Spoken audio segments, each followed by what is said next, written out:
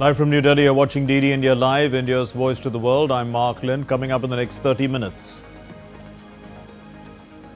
India foils Pakistan's attacks along the entire western border, intercepts and destroys Pakistani missiles aimed at Jammu.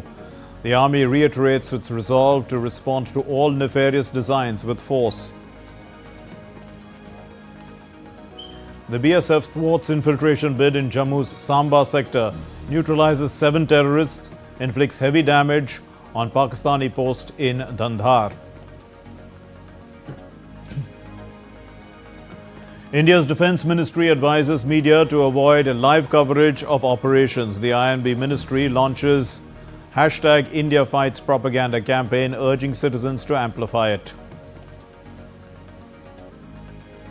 International Monetary Fund meeting is on today to review the financing facilities to Pakistan.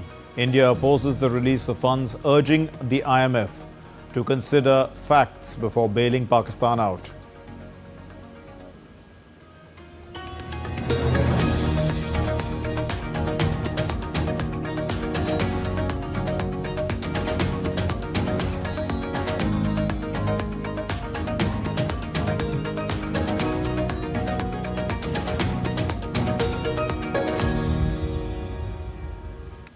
The Indian Armed Forces thwarted all attempts by Pakistan to target northern and western cities using drones and missiles last night.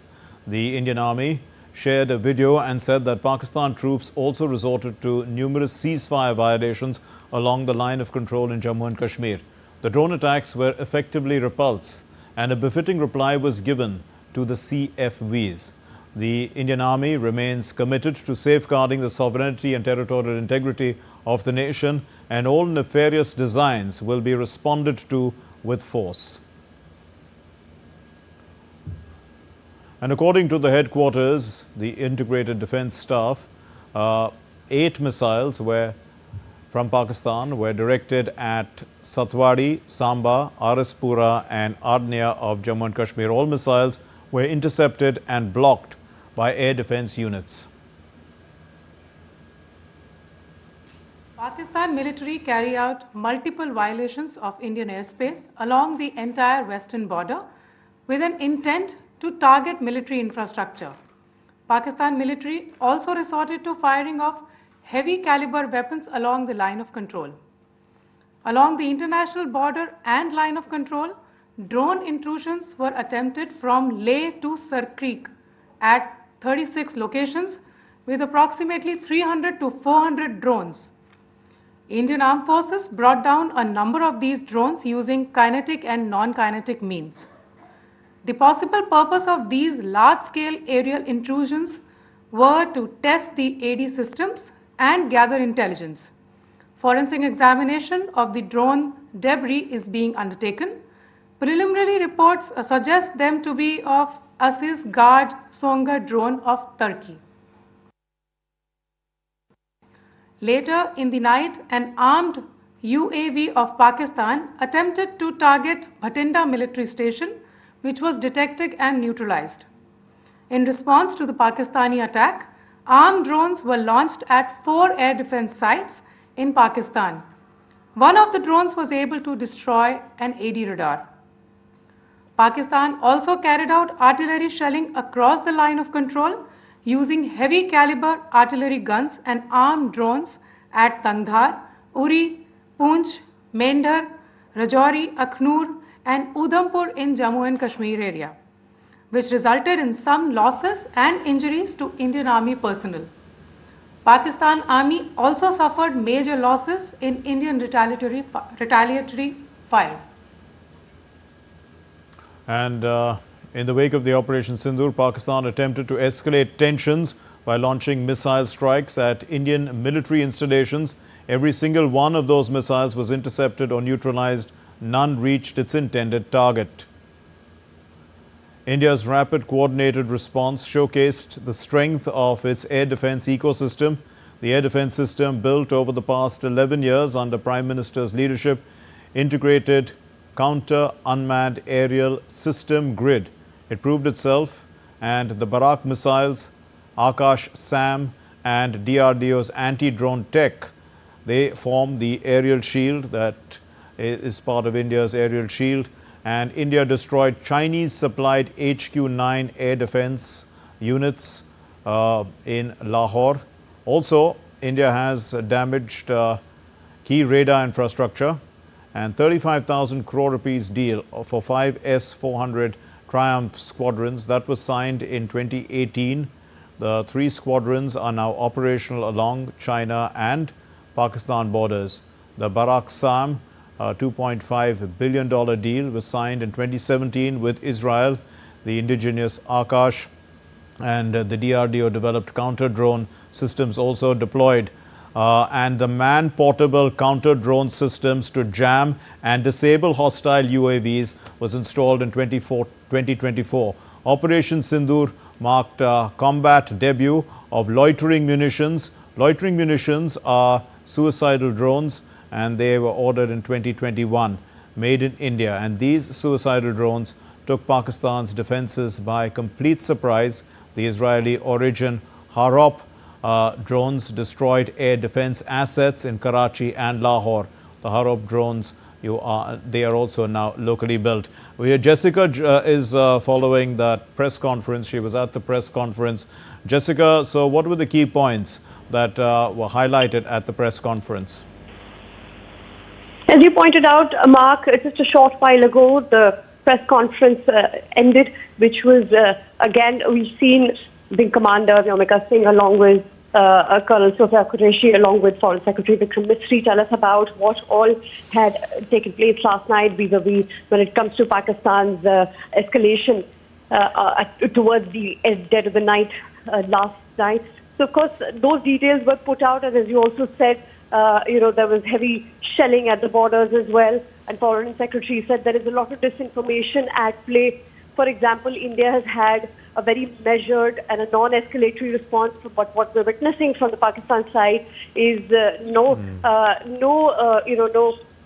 pathway to somehow agree on the fact that it is responsible for allowing terror factories and terror facilities to operate with impunity on its soil.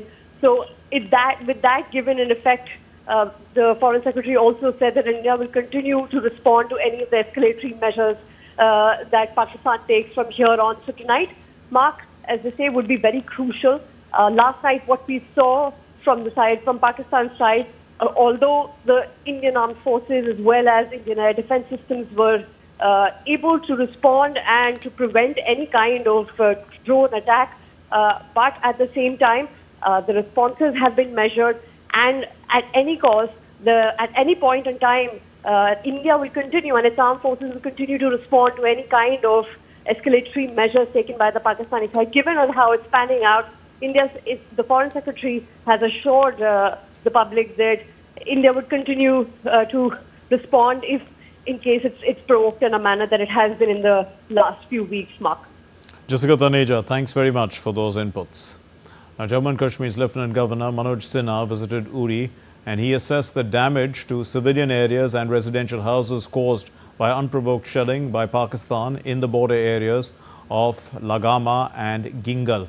Manoj Sinha has directed the district administration to provide immediate relief to the affected families and to ensure their safety and security.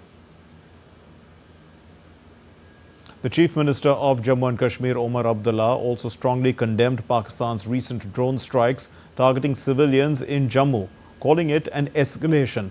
Now, Abdullah called Thursday's aerial strikes on Jammu one of the most serious assaults on the city since the 1971 war. He pointed to the Pahalgam terror attack as the trigger for India's response, urging Pakistan to de-escalate to avoid further conflict. Pahalgam में हमारे लोगों के ऊपर हमला हुआ, बेगुनाह लोगों की कत्ल की गई, उसका हमें जवाब देना पड़ा। लेकिन ये जो अब लगातार इसको बढ़ाने का सिलसिला जो पाकिस्तान की तरफ से हो रहा है, इसमें ना पाकिस्तान को कोई फायदा है ना उनकी कोई कामयाबी होगी। बेहतर यही होगा कि वो अपनी बंदूकें खामोश करें और यहाँ पे हालात जो हैं वो दोबारा साजगार हों। The Border Security Force successfully foiled a major infiltration attempt along the international boundary in Jammu and Kashmir's Samba district. The incident occurred in the intervening night of the 8th and the 9th of May 2025.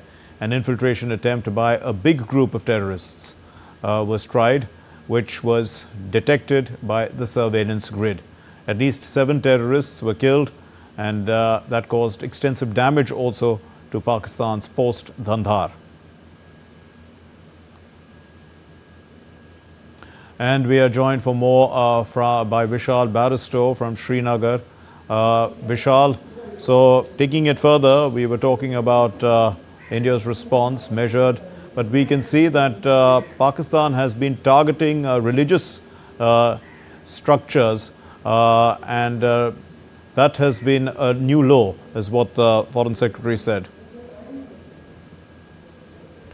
Well, absolutely, Mark. You heard Foreign Secretary, he made it very clear that the ball is in the court of Pakistan, and if it wants to de-escalate things, then it would have to, take a decision. You also heard the Chief Minister of Jammu. Targeting, 36 different locations were, any in Gujarat also amongst the cities targeted.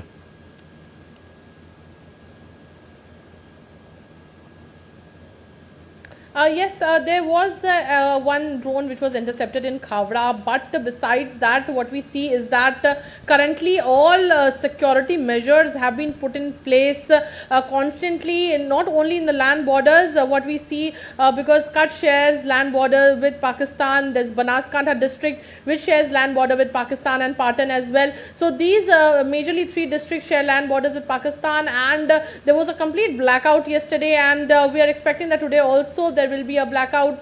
But besides that, not only the land borders but also the coastline is being constantly monitored. Now we are here near the Jakhau port, and we've been speaking to the fishermen here. They have been saying that the Coast Guard and the Marine Police have advised them to come back, and the new tokens are not being issued to venture into the sea. And not only that, they have been asked and they have been directed to report any anything that they see, any boat that they see which is they are not familiar with, they will have to report it to the Marine Police and the nearest police station or the Coast Guard for that matter.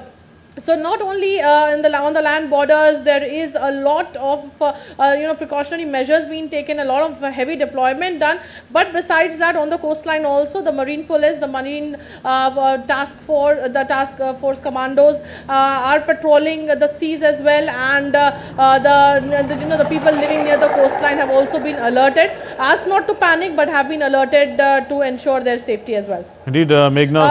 And Mark, one more thing here I would like to say in Gujarat, that when we actually see that, yes.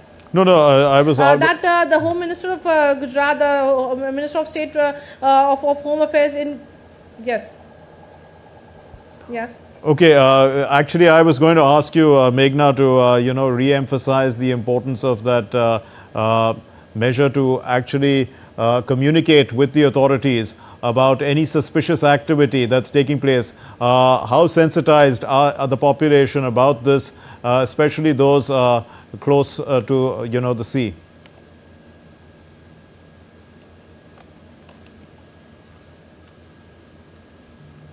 Yes, these fishermen have been clearly advised to quickly report any kind of movement that they see they are not familiar with, any person or any boat that they spot that they are not familiar with. Besides that, also generally also we see that a couple of days ago there were like very fast winds, and as well as the weather was not very good to venture into the sea, so the boats had been called back. A few of the boats had come back on their own, but after this situation escalated, they have been advised due to security reasons as well. And not only for the coastline, now we do see across Gujarat all holidays for municipal corporations, for panchayats, all government officials, holidays have been cancelled, and they have been asked not to leave the headquarters, not to leave their offices until and unless they get a permission from the head of department. Besides that, in Gujarat till 15th of May, using drones and bursting of firecrackers has been banned at any event or function. So drones, there is a complete ban on drones and bursting of firecrackers all over Gujarat till 15th of May as of now. So security measures have been put in place. The Health Minister of Gujarat also has been speaking to all the district hospitals also to ensure that they are ready for any kind of emergency. Besides that, the Chief Minister, Prime Minister Narendra Modi spoke to the Chief Minister of Gujarat also and ensured and took stock of the situation and the measures that have been taken, the security situation in Jamnagar and Saurashtra and Kutch district specifically, because the Saurashtra and Kutch district, the airspace has also been closed. Notam has been issued. Number of airports have been closed for civilian use, but they are definitely open for military purposes. Besides, the Chief Minister has also been checking, asking the officials to check that the hotline connections are working properly, the satellite connections, communication tools, all of those are working properly, and a lot of coordination is being done.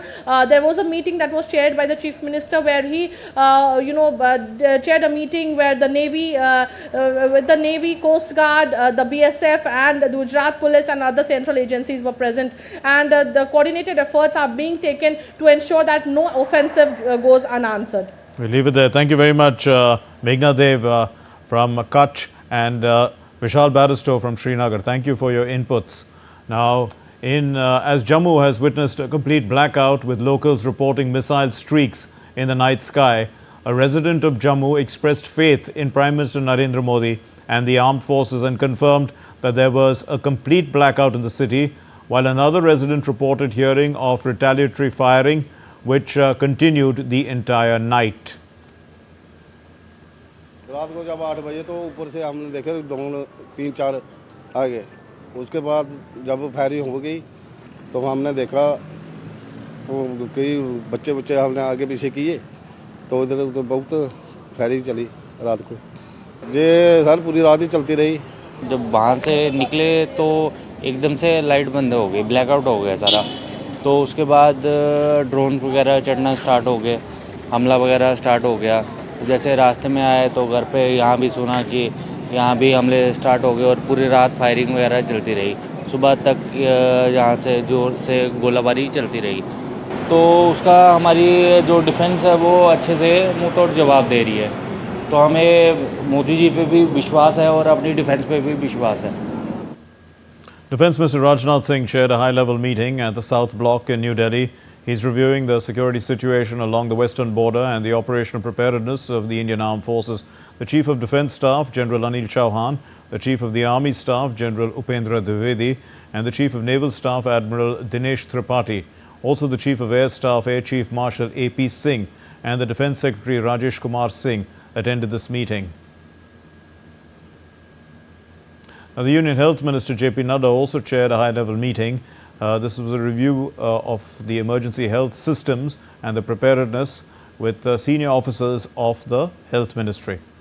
The current status of the medical preparedness for handling emergency cases was also presented to the minister, and he was apprised of the actions taken regarding the deployment of ambulances, the ensuring of adequate availability of medical supplies, including equipment and medicines. The Health Minister has directed that all medical emergency response health systems be adequately equipped and functional at all times. The Home Minister Amit Shah has also reviewed the current situation. The Home Minister chaired a meeting with top staff in Delhi, the Director General of the BSF, the Director General of the CISF, the Director General of the Bureau of Civil Aviation Security, the Director of Intelligence Bureau, as well as the Union Home Secretary.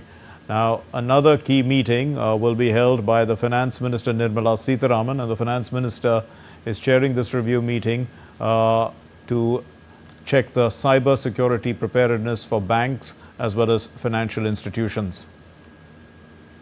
And the Indian Ministry of Home Affairs has issued a letter to all Chief Secretaries granting the states the authority for urgent purchases related to civil defence. The instructions outlined by the Ministry of Home Affairs emphasizes that these purchases must be directly linked to civil defence requirements.